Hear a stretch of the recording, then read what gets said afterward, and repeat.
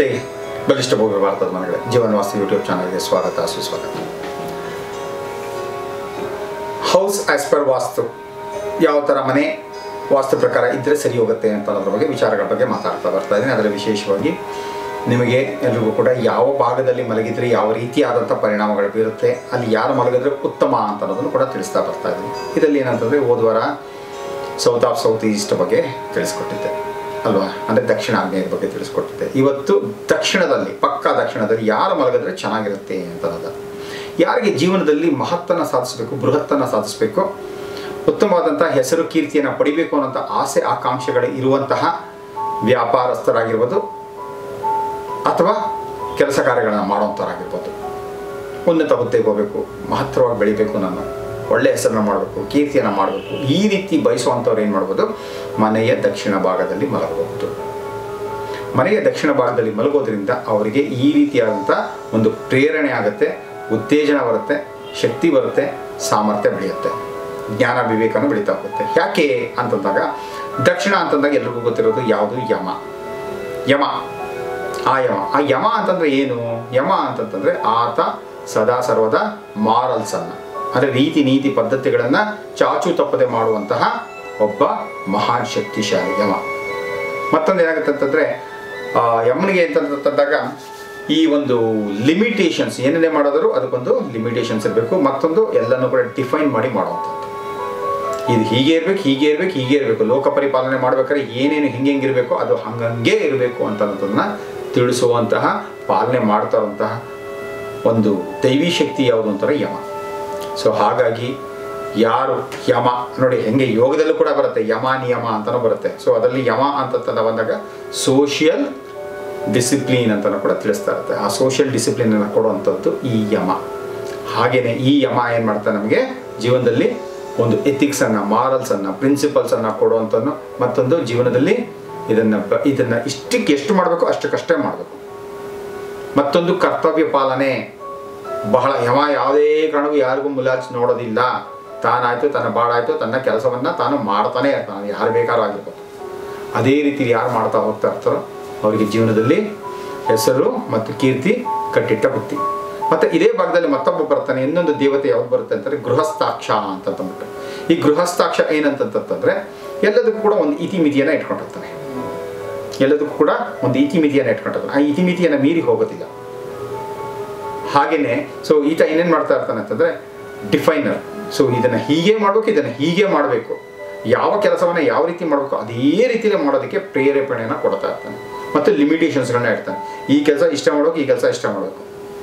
ನೋಡಿ, ಯಾರು ತುಂಬ ಸ್ಟ್ರಿಕ್ಟ್ ಆಗಿರ್ತಾರೆ ಜೀವನದಲ್ಲಿ, ಯಾರು ತುಂಬ ಡಿಸಿಪ್ಲಿನ್ಡ್ ಆಗಿರ್ತಾರೋ ಅವ್ರಿಗೆ ಜೀವನದಲ್ಲಿ ಯಶಸ್ಸು ಕಟ್ಟಿಟ್ಟಬಿಟ್ಟೆ. ಅಯ್ಯೋ ಆಮೇಲೆ ನೋಡ್ಕೊಳ್ಳೋಣ, ಅಯ್ಯೋ ಆಮೇಲೆ ಮಾಡೋಣ, ಅಯ್ಯೋ ಒಂದು ಸ್ವಲ್ಪ ಜಾಸ್ತಿ ಮಾಡಿದ್ರೇನೋ, ಅಯ್ಯೋ ಒಂದು ಸ್ವಲ್ಪ ಕಡಿಮೆ ಮಾಡಿದ್ರೇನೋ, ಮಾಡ್ದೇನೆ ಇದ್ರೆ ಏನು, ಈ ಥರದ್ದೆಲ್ಲನೂ ಕೂಡ ಯೋಚನೆಗಳು ಬಂದಾಗ ಜೀವನದಲ್ಲಿ ಯಶಸ್ಸನ್ನು ಕಾಣ್ತೀವ? ಖಂಡಿತವೂ ಕಾಣೋದು. ಸೊ ಈ ಗೃಹಸ್ಥಾಕ್ಷ ಏನು ಮಾಡ್ತಾನೆ, ಆತನಿಗೆ ಡಿಫೈನ್ ಮಾಡ್ತಾನೆ. ನೀನು ಇಂತಿಂಥದ್ದು ಹೀಗೀಗೆ ಮಾಡಬೇಕು ಅಂತಾನೆ, ಇಂತಿಂಥ ಕೆಲಸವನ್ನು ಇಷ್ಟಿಷ್ಟೇ ಮಾಡಬೇಕು ಅಂತ ಹೇಳ್ತಾನೆ. ಈಗ ಅಡುಗೆ ಚೆನ್ನಾಗಿರ್ಬೇಕು ಅಂತಂದರೆ ಉಪ್ಪು ಹಾಕಿದ್ರೆ ಉಪ್ಪಿಲ್ಲದೆ ರುಚಿ ಇಲ್ಲ, ತಾಯಿಗಿಂತ ಬಂಧು ಇಲ್ಲ, ಉಪ್ಪಿಗಿಂತ ರುಚಿ ಇಲ್ಲ ಅಂತಂದ್ಬಿಟ್ಟು ಗಾದೆನೇ ಇದೆ. ಹಾಗೆ ಅಂತಂದ್ಬಿಟ್ಟು ಅಡುಗೆಯಲ್ಲಿ ಸಿಕ್ಕಾಪಟ್ಟೆ ಉಪ್ಪು ಹಾಕಿದ್ರೆ ಏನಾಗುತ್ತೆ, ತಿನ್ನೋಕ್ಕೆ ಆಗಲ್ಲ. ಸ್ವೀಟ್ ಚೆನ್ನಾಗಿರುತ್ತೆ, ಎಷ್ಟು ಬೇಕೋ ಅಷ್ಟು, ಅತಿಯಾಗಿ ಹಾಕೊಂಡ್ರೆ ಶುಗರು. ಸೊ ಈ ರೀತಿ ಎಲ್ಲ ಏನಾಗುತ್ತೆ, ಎಲ್ಲವನ್ನು ಕೂಡ ಆ ಒಂದು ಲಿಮಿಟೇಷನ್ಸನ್ನು ತರುವಂಥದ್ದು ಗೃಹಸ್ಥಾಕ್ಷ. ಹಾಗೆ ಜೀವನದಲ್ಲಿ ಎಲ್ಲವನ್ನು ಮೇಂಟೈನ್ ಮಾಡಬೇಕು. ಇಡೀ ಪ್ರಪಂಚವನ್ನು ಮೇಂಟೈನ್ ಮಾಡಬೇಕು ಅಂದರೆ ಏನು ಮಾಡಬೇಕು, ಯಾರ್ಯಾರಿಗೆ ಯಾವಾಗ ಆಯಸ್ ಮುಗಿತೋ ಅವಾಗ ಅವ್ರನ್ನೆಲ್ಲ ಕರ್ಕೊಂಡು ಹೋಗ್ತಾನೇ ಇರಬೇಕು. ಅದನ್ನು ಯಮ ಮಾಡೋಂಥ ಕೆಲಸ. ಸೊ ಹಾಗೆ ನಮ್ಮ ಜೀವನದಲ್ಲೂ ಕೂಡ ನಾವು ಪ್ರತಿಯೊಂದನ್ನು ಕೂಡ ಮೇಂಟೈನ್ ಮಾಡಬೇಕಾಗತ್ತೆ. ಕೆಲಸ ಕಾರ್ಯದಲ್ಲಿ ಬಂದಾಗ ಎಲ್ಲರೂ ಕೂಡ ಮೇಂಟೈನ್ ಮಾಡಬೇಕಾಗುತ್ತೆ. ನಾವು ಯಾರ್ಯಾರನ್ನ ಎಷ್ಟೆಷ್ಟಕ್ಕೆ ಯಾವ ಮಟ್ಟಕ್ಕೆ ಅವ್ರನ್ನ ಬಳಸ್ಕೋಬೇಕು, ಅದಕ್ಕೆ ತದನಂತರ ಅವ್ರನ್ನ ಅಲ್ಲಿಗೆ ನಿಲ್ಲಿಸ್ಕೋಬೇಕು. ಇದು ತಿಳ್ಕೊಂಡಿತ್ತು ಅಂತಂತಂದರೆ ಯಶಸ್ಸು ನಮಗೆ ಕಟ್ಟಿಟ್ಟ ಬುತ್ತಿ ಆಗುತ್ತೆ. ಓಕೆ, ಹಾಗಾಗಿ ದಕ್ಷಿಣ ಭಾಗದಲ್ಲಿ ಮಲಗುವಂಥದ್ದು ಯಾರಿಗೆ, ವ್ಯವಹಾರಸ್ಥರಿಗೆ, ದೊಡ್ಡ ಬಿಸ್ನೆಸ್ ಮ್ಯಾನ್ಗಳಿಗೆ, ಇಂಡಸ್ಟ್ರಿಯಲಿಸ್ಟ್ಗೆ, ಇವರಿಗೆಲ್ಲನೂ ಕೂಡ ಆ ಭಾಗ ತುಂಬ ಚೆನ್ನಾಗಿ ಆಗಿ ಬರುತ್ತೆ. ಮಾಡ್ಕೊಳ್ಳಿ.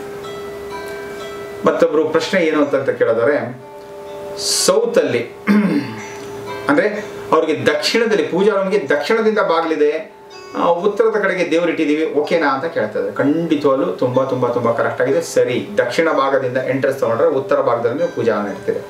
ನೀವು ಯಾವ ಕಡೆಗೆ ಮುಖವನ್ನು ನೋಡಿ ನಿಮ್ಮ ಪೂಜೆ ಪ್ರಾರ್ಥನೆಯನ್ನು ಮಾಡ್ತೀರಂದರೆ ಉತ್ತರಾಭಿಮುಖವಾಗಿ ಉತ್ತರದ ಕಡೆಗೆ ಮುಖವನ್ನು ನೋಡ್ತಾ, ಉತ್ತರದ ಕಡೆಗೆ ನೋಡ್ತಾ, ಉತ್ತರದ ದಿಕ್ಕನ್ನು ನೋಡ್ತಾ ನೀವು ಪೂಜೆ ಪುನಸ್ಕಾರ ಪ್ರಾರ್ಥನೆಯನ್ನು ಮಾಡ್ತೀರಾ. ಇದು ಎಲ್ಲ ರೀತಿಯಲ್ಲೂ ಕೂಡ ಸಮಂಜಸವಾಗಿದೆ, ತಲೆನೇ ಕೆಡಿಸ್ಕೊಬೇಡಿ. Very good. ಮತ್ತೊಬ್ಬರು ಪ್ರಶ್ನೆ ಏನು ಕೇಳಿದರೆ 16 ಝೋನ್ಸನ್ನು ತಿಳಿಸ್ಕೊಡ್ತೀರಾ ಅಂತ ಹೇಳಿದ್ರೆ, ಖಂಡಿತವಾಗ್ಲೂ ಕೂಡ ಆ 16 ಝೋನ್ಸ್ದು ಒಂದು ಫೋಟೋನೇ ಹಾಕ್ಬಿಡ್ತೀನಿ. ಯಾವ್ಯಾವ ಭಾಗದಲ್ಲಿ ಏನೇನು ಬರುತ್ತೆ ಅನ್ನೋದನ್ನು ಕೂಡ ತಿಳಿಸ್ಕೊಟ್ಬಿಡ್ತೀನಿ. ಅದನ್ನು ನೋಡ್ಕೊಳ್ಳಿ. ಯಾಕಂದರೆ 16 ವಲಯಗಳು ಹಿಂಗೆ ಬರುತ್ತೆ. ಆ 16 ವಲಯದ ಗುಣಲಕ್ಷಣಗಳೇನು ಅದು ಕೂಡ ತಿಳಿಸ್ಕೊಟ್ಬಿಡ್ತೀನಿ. ನೋಡ್ಕೊಳ್ಳಿ, ತಿಳ್ಕೊಳ್ಳಿ. ಜ್ಞಾನ ಇರೋದೇ ಹಂಚ್ಕೊಳ್ಳೋಕ್ಕೆ, ಜ್ಞಾನ ಇರೋದೆ ತಿಳ್ಕೊಳ್ಳೋಕ್ಕೆ, ಜ್ಞಾನ ಇರೋದೆ ಅದನ್ನು ಬಳಸ್ಕೊಳ್ಳೋಕ್ಕೆ, ಜ್ಞಾನ ಇರೋದೆ ಅದರಿಂದ ಮತ್ತಷ್ಟು ಜನರನ್ನ ಬೆಳೆಸೋದಕ್ಕೆ ಅಲ್ವಾ. ಹಾಗಾಗಿ ನಾನೇನು ಹೇಳೋದಕ್ಕೆ ಹೋಗಲ್ಲ. ಕೇಳ್ತಾ ಇದ್ರೆ ಕೊಡ್ತಾ ಇದ್ದೀನಿ, ಮಾಡ್ತೀನಿ. ಆಮೇಲೆ ಒಬ್ರು ಕೇಳಿದರೆ, ನಾನು ಹಳೆಯ ಎಪಿಸೋಡಲ್ಲಿ ಯಾವಾಗಲೂ ಹೇಳಿದ್ದೆ ಅನ್ಸುತ್ತೆ, ಆಲದ ಮರದ ಬಗ್ಗೆ ಅಂತ ತಂದ್ಬಿಟ್ಟು. ಆಲದ ಮರ ಈಸ್ಟನ್ನ ಫೇಸ್ ಮಾಡಬೇಕಾ ಅಥವಾ ನಾವು ಈಸ್ಟ್ ಭಾಗದಲ್ಲಿ ಅಂದರೆ ಪೂರ್ವ ಭಾಗದಲ್ಲಿ ಆಲದ ಮರದ ಚಿತ್ರವನ್ನು ಹಾಕಬೇಕಾ ಅಥವಾ ಆಲದ ಮರದ ಆ ಫೋಟೋ ಈಸ್ಟನ್ನು ನೋಡ್ಬೇಕಂತ ಕ್ಲಿಯರ್ ಆಗಿ ಇಟ್ಕೊಡಿ. ಇದನ್ನೇ ಈಸ್ಟ್ ಅಂತ ಅನ್ಕೊಳ್ಳೋಣ.